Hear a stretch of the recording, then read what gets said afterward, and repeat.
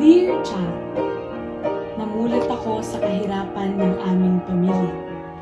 Hindi dahil sa kawalan ng problema, kundi dahil sa bisyo ng aming mga magulang. Ang tatay ko ay family driver ng mayayamang pamilya. Kaya sa murang edad ko ay alam kong maayos ang kanyang kinikita. Ngunit, hindi maayos ang pagsasama ng aking mga magulang. Hindi nagbibigay ng sweldo ang aking tatay sa aking nanay. Kaya, ang nanay ko ay naghanap ng mapagkakakitaan. Sa kagustuhan ng aking inang makakuha ng pera, ay natukso siyang magsugal at dito nagsimula ang mas magulo naming buhay. Away-bati noon ang aming mga magulang. At kapag sila ay naghihiwalay, tila ako ang nagiging pansamantalang magulang ng aking mga kapatid.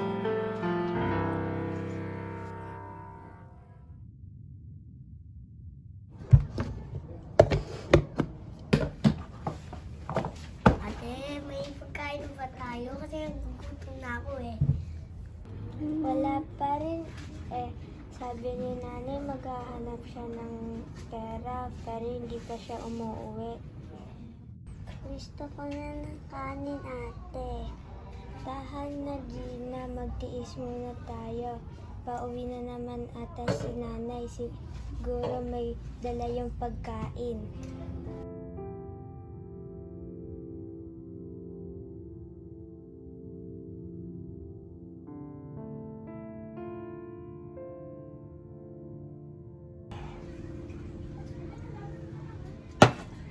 Pre, isang bote pa. Hindi pa ako lasing. Pre, ayos ka lang? Baka hanapin ka ng mga anak mo at asawa. Hayaan mo sila. Hindi nila ako naiintindihan. Pre, baka mag-away na naman kayo ni Mrs. Mag-aaway talaga kami nun. Siguradong galing na naman sa sugalan ng babaeng yun.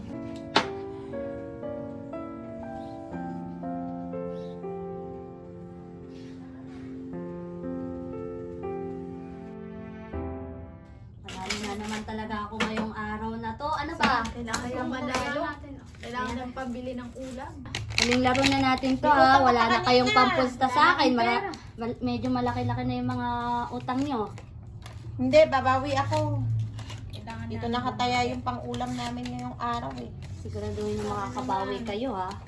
Wala na kayong Parang pang okay peso. na to ah. Oo. parang malas ata sa baraha. Ikaw ata malas kong katabi. Ay, mukhang swerte na naman ako ngayong araw na to. Ayan. Tapon na, tapon. Na naman. Unahan nyo. Unang tapon ka oh. Di ba yan?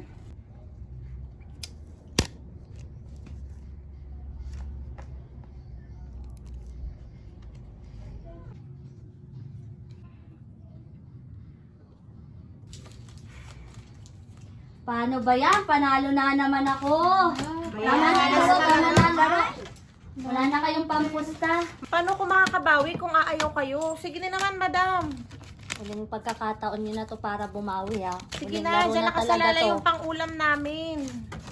Sige na nga, isa na lang ha. O, eto na, mamaya ako na ibabayad yung kulang. Kasi mananalo na ako.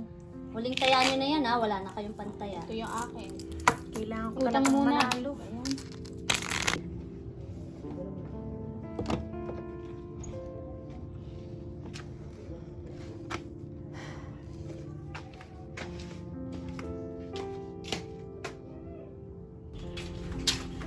Oh, Nay, may dala po ba kayong pagkain? Nagugutom na po kami nila, Gina.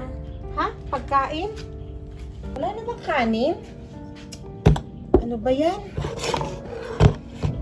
Oh, halika. Mangutang ka na lang muna ulit doon. Ito yung 20. Bili ka na lang ng isaw. Halika yung mga anak. Halika bunso. Pasensya na kayo ah. Ngunit, nagpatuloy ang nanay ko sa pagsusugal.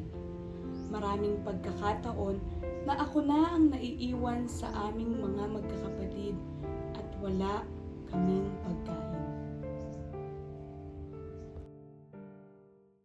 Halika, Gina. Hanapin natin si nanay kung saan siya nagsusugal. Baka mapakain ka doon. Sige, ate.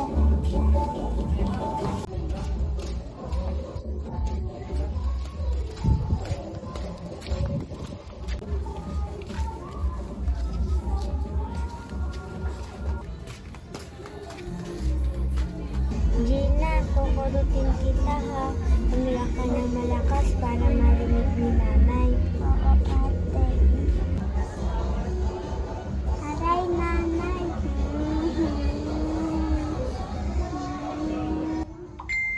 Oh, may batang umiiyak sa labas. O nga no. Parang anak ko yata yun ah. Oh, bakit kayo narito? Bakit umiiyak si Gina? Ito mo kami, nay. Matakas lang siya Saan na kayo? para...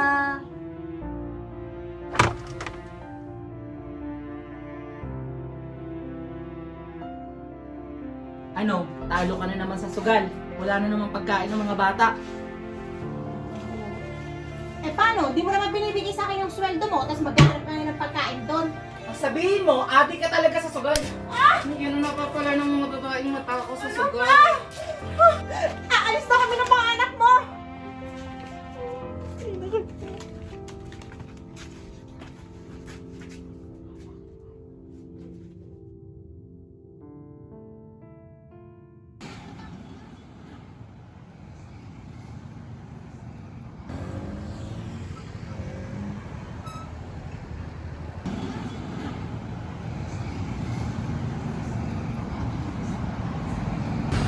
Kuya Eddie, saan ka pupunta? Totoo bang lumayas ng nanay mo? Oo, mag-iwalay na yata sila talaga. Nagugutom na nga ako. Pero wala kaming pagkain. Halika, sumama ka sa akin. Saan naman? Magtitinda ng turon. Pag nakabenti kang turon, bibigyan ka ng 5 piso at may pera ka na. Sige, sige.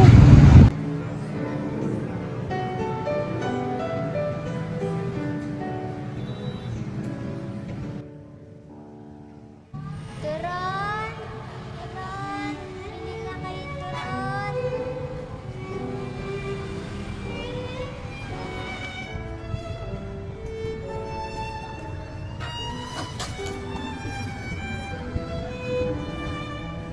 Naku, paano na ito? Wala pa akong nabibenta.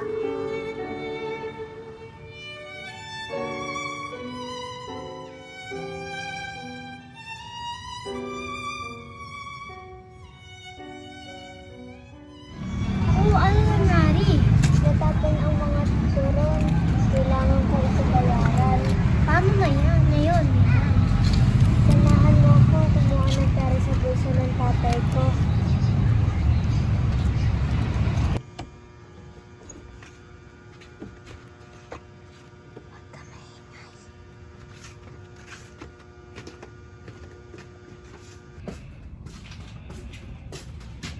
Baka magising yan, matalo ka pa.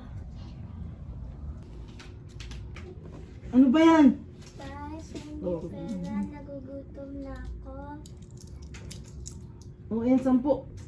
Torbo naman yung batang natutulog eh.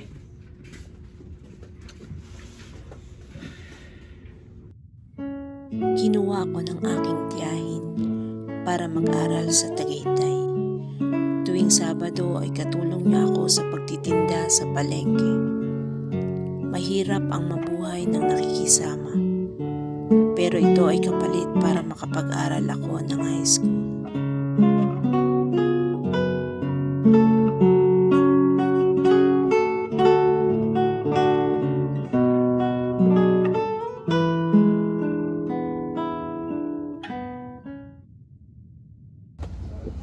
Wala na bang ibang magandang kamatis?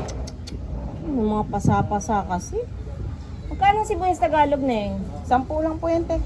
Mahal naman. Ano ba may... Pili ako magandang-gandang kamatis, ha? Ate, Gusto ko huwag yung mo naman matigas-tigas. pindot-pindutin yung kamatis. Kung di ka bibili, umalis ka na lang. Suplado naman ito. Kala mo naman, ganda ng kamatis mo. Oh, Abby, galingan mo sa pagtitinda ha. Pag naubos mo itong mga to, bibigyan kita ng pera. Sige po, tita. Ako na po ang bahala dito. O sige, iwan na muna kita. Kuha muna ako ng ibang gulay doon, ha?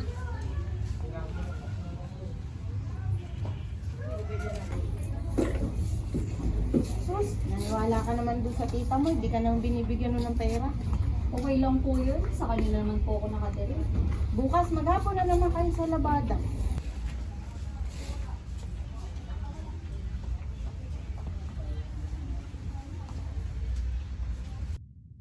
Alam kong magiging napakahirap ng buhay, kapiling ang aking nanay at stepfather.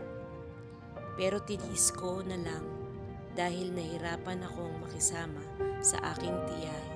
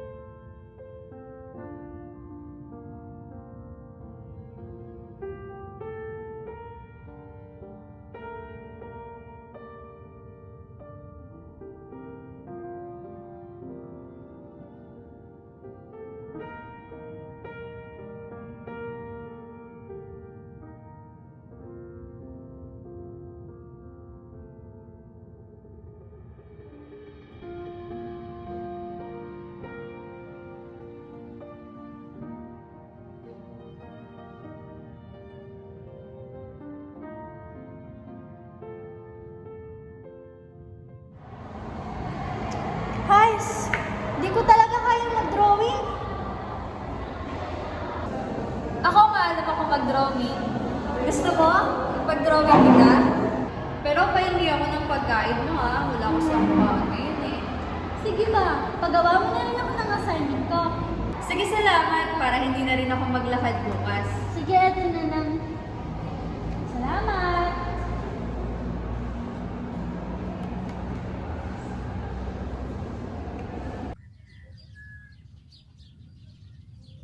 Oh, bakit parang ang lalim na naman ang iniisip mo?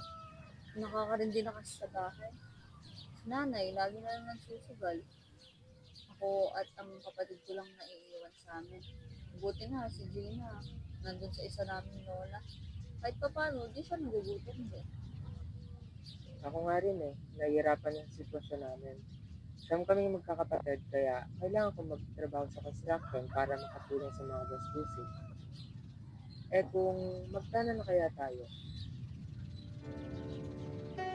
Sa aking murang isip ay ninais kong takasan ang hirap ng buhay sa mamamagitan ng pag-aasawa. Hindi naging madali ang buhay may asawa, pero kumapit kami sa aming mga pangako.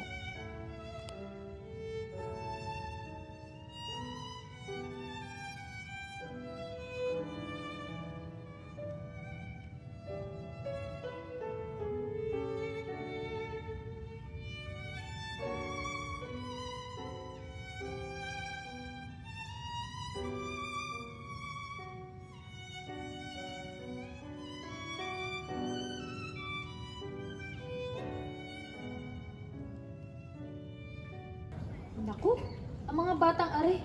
Kay babata pang nagsipagsawa. Ang hirap kayo ng buhay. Handa na ba kayo sa hirap ng buhay? Pareho pa naman kayo hindi nakapag-aral. Magsisika po kami. Kakayanin namin basta't kami magkasama. Galing po kami sa broken family parehas. At nangangako po kami sa isa't isa na bubuo kami ng pamilyang masaya.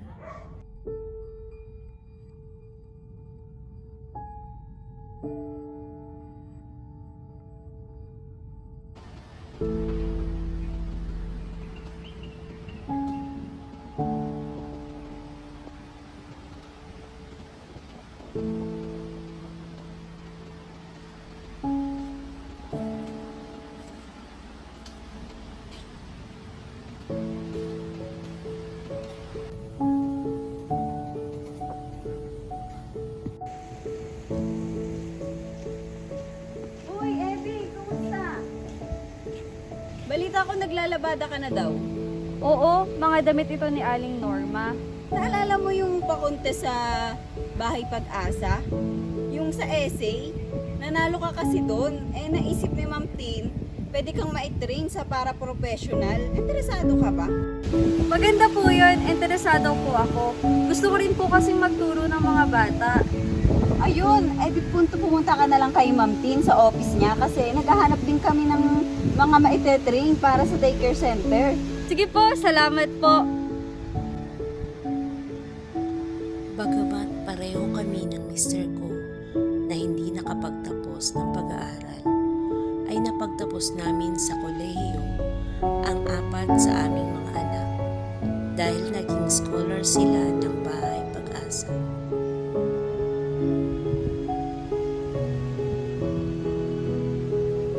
Makalipas ang 22 taon kong pagtatrabaho sa Bahay Pag-asa, ay kinakailangan ng mag-reorganization ang center upang ihanda ang center sa accreditation ng DSWD.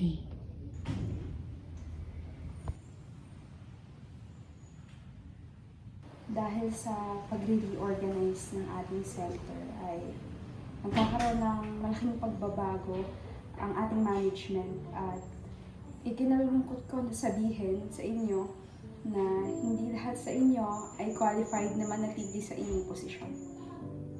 Nakakalungkot naman na. Sa loob ng 15 years, yan na ang naging buhay ko. Hindi ba pwedeng tayo na lang ulit yung iha nila? Hindi eh. Mga professional ata talaga yung kailangan nila. Alam nyo, kailangan natin mag-move on. Kahit na sanay tayong magkakasama dito at palagi tayong nagtatrabaho.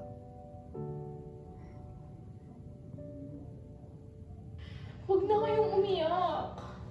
Lagpasan rin natin to. Mahirap sa akin. Kasi napamahal na sa akin ng mga bata at ang mga pamilyang sinusundan natin.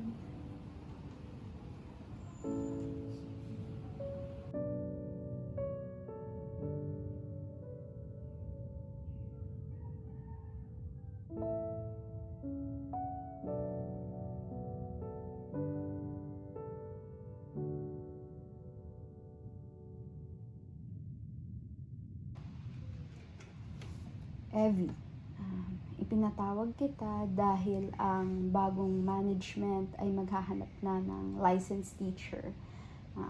Marahil ayusin na ng maayos ang accreditation ng ating center. Hinanda ko na po ang sarili ko para sa araw na ito, tita. Kailangan ko pong harapin kung ano yung kalooban ng Diyos sa akin. At talaga naman pong kulang po yung mga credentials ko para magturo. Gayunpaman, gusto ko lang din sabihin sa iyo na kailangan ka pa rin namin para sa formation ng mga bata. Kaya mo ba na magturo ng online? Para man lang tuloy-tuloy ang formation nila kahit na pandemic.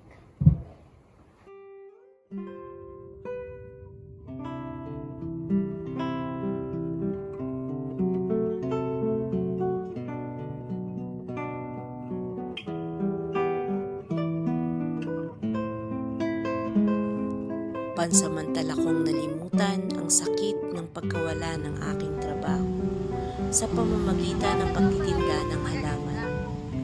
Patuloy din ang pagbibigay ko ng formation sa mga bata. Kahit ako ay nasa garden, online ang pagtuturo ko dahil pandemic pa noon. Bumili na namin. Ilan po kunin nyo? 2. Isa pa.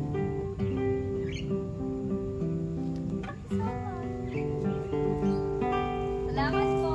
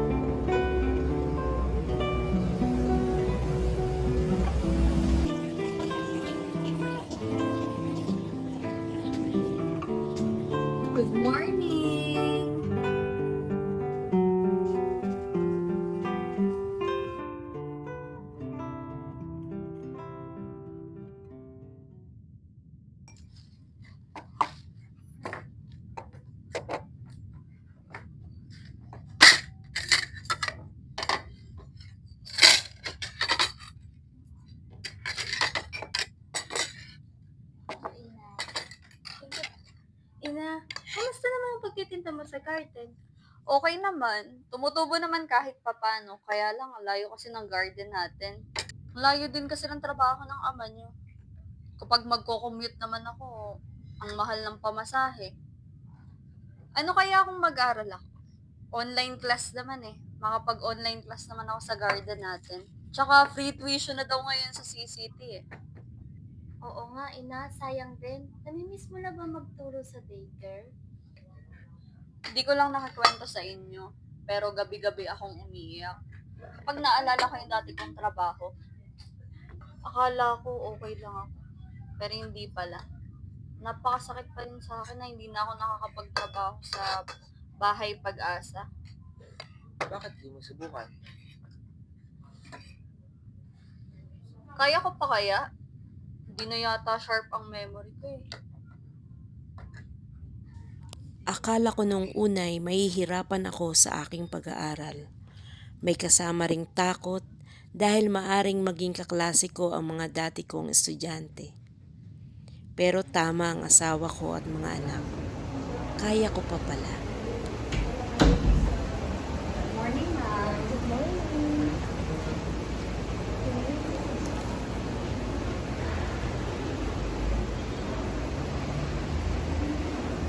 Oh, I see. You're an ALS graduate? Yes, ma'am. Oh, I think it will be difficult for you to take this course. No, ma'am. I will try my best. I don't want to sound like I am bragging, but when I took the ALS exam, the national results showed that I got the highest score. We are very strict here when it comes to the course of EDU. But if you say so, you can try. Okay, ma'am. Thank you. Thank you.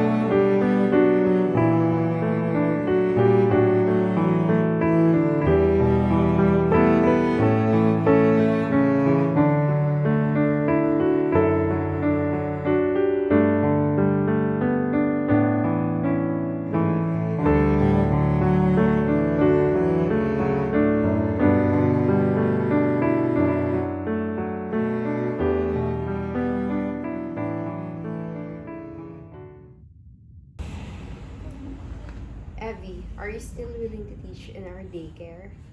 Yes po, tita. Pero priorities ko pa rin po ang studies ko. Itatry ko pong ayusin yung schedule ko kung kaya po pong makapagturo sa mga vacant time. Ngayon ay naglilingkod akong muli sa Bahay Pag-asa bilang volunteer habang ako ay nag-aaral. Very challenging sa akin ang mag-aral dahil sa aking edad. Pero para sa akin, ang pagiging guro ay isang panawagan ng Diyos. Alam kong tutulungan niya akong makapagtapos at makapaglingkod pa bilang lisensyadong guro. Ang bawat masasakit na karanasan ay nagpamulat sa aking isipan na ako ay mahal ng Diyos. dahil hindi niya ako pinabayaan maging ang aming pamilya. Lubos na gumagalang, Evie.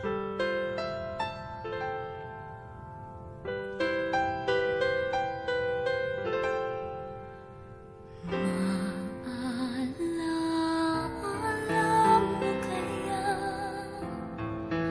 ang sumpa mo sa akin na ang pag-ibig mo ay sadyang di magmamahal. Kung nais mong matanto, buksan ang aking puso at tanging larawan mo ang do'y nakatago. Di ka kaya magbago sa iyong pagmamahal. Hinding-hindi giliw ko hanggang sa libingan.